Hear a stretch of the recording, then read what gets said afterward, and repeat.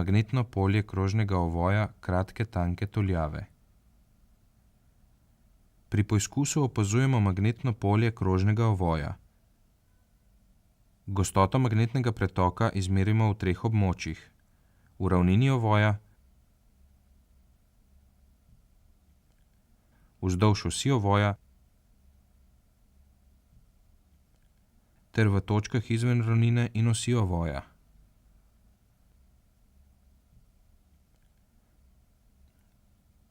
Ker bi en sam ovoj povzročal šibko in težko merljivo magnetno polje, je kratka tanka tuljava, ki jo vidimo na levi strani, sestavljena iz 100 ovojev, ki so naviti zelo blizu skupaj.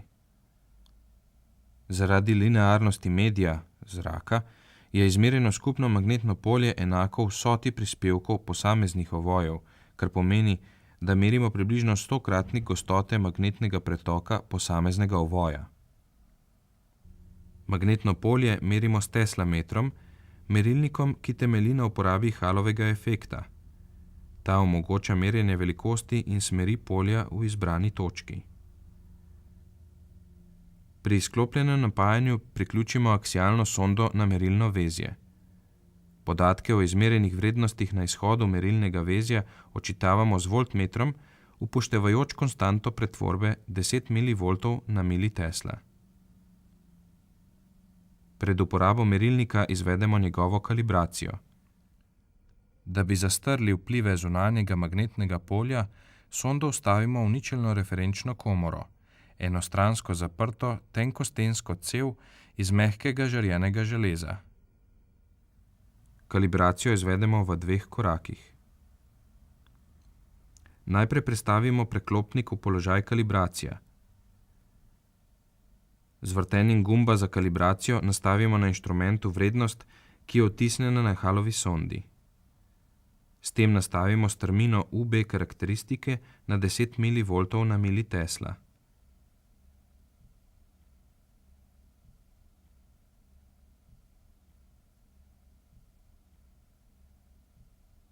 Nato premaknemo preklopnik v položaj meritev. Z vrtenjem gumba nastavimo ničelno izhodno merjeno vrednost, ko je sonda v referenčni komori. Po potrebi lahko izvedemo več zaporednih iteracij nastavljanja strmine UB karakteristike in ničelne vrednosti. Po končanem kalibracijskem postopku je merilno vezje pripravljeno za meritev. Sondo lahko vzamemo ven iz ničelne komore. V nadaljevanju povežemo merjeno kratko tanko tuljavo preko ampermetra na napetostni vir, kot to prikazuje vezalna shema.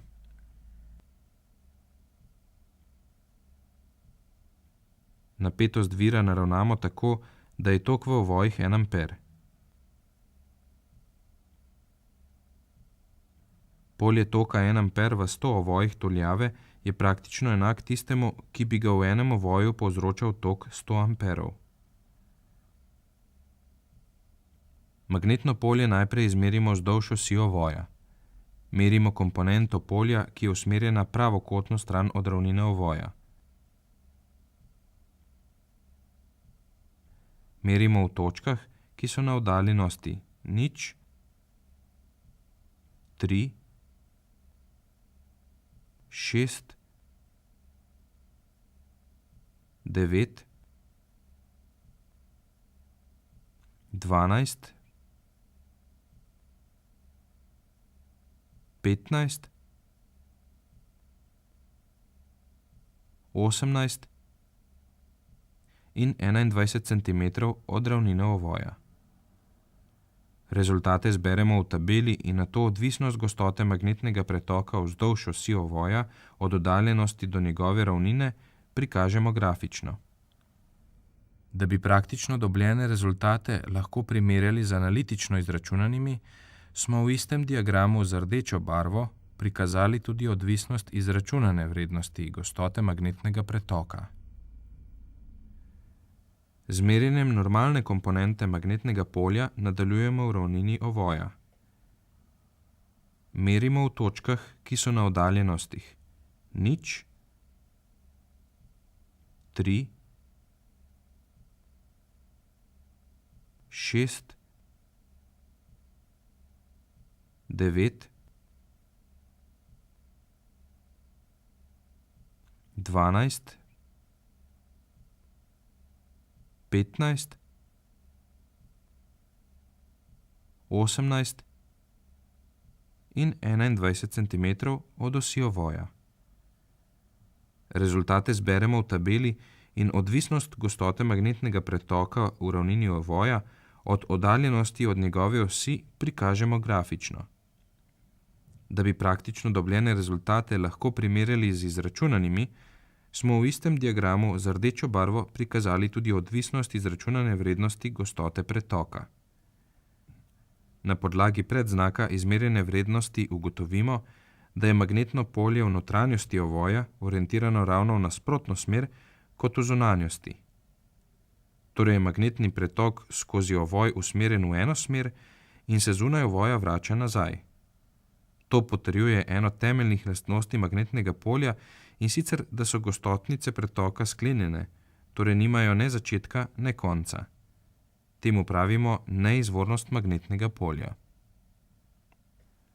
Posebej se posvetimo spreminjanju magnetnega polja v neposredni bližini ovoja.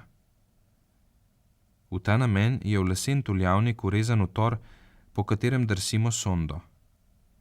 Opazimo, da je v notranjosti ovoja merjena komponenta polja pozitivna, kar pomeni, da je usmerjena v konico sonde. S približevanjem ovoju absolutna vrednost polja narašča. Ko se sonda nahaja neposredno nad ovojem, vrednost merjene komponente polja upada proti ničli in nato naprej k negativnim vrednostim. Ugotovimo, da je polje zunaj ovoja usmerjeno v nasprotno smer. Zopet ima polje največjo absolutno vrednost tik ob površini ovoja, nato pa z oddaljevanjem od ovoja absolutna vrednost upada proti nič. Izmerimo še magnetno polje v točkah izven osi in ravnine ovoja, in sicer na loku z enakim polmerom, kot je polmer ovoja. Vektor gostote magnetnega pretoka merimo tako, da posebej izmerimo radialno in aksialno komponento. Absolutno vrednost gostote določimo s pitagorsko vsoto komponent, tangens njenega smernega kota beta pa iz razmerja med radialno in aksialno komponento.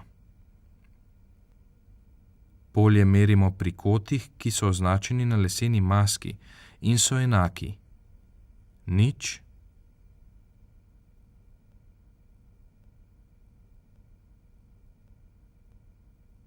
20,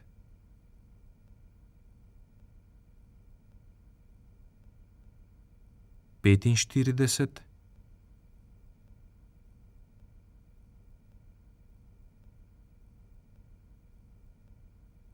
70,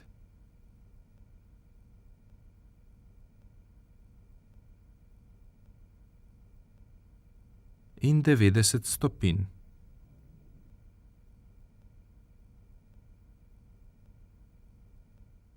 Da bi praktično dobljene rezultate lahko primerjali z izračunanimi, smo v istem diagramu z rdečo barvo prikazali tudi odvisnost izračunane vrednosti gostote pretoka. Ob koncu določimo še magnetni smog. Magnetni smog je tuje magnetno polje različnih povzročiteljev, ki ga ne moremo izločiti drugače kot z ničelno komoro. Lahko pa smog določimo tako, da izmerimo gostoto magnetnega pretoka ob tuljavi pri sklopljenem toku.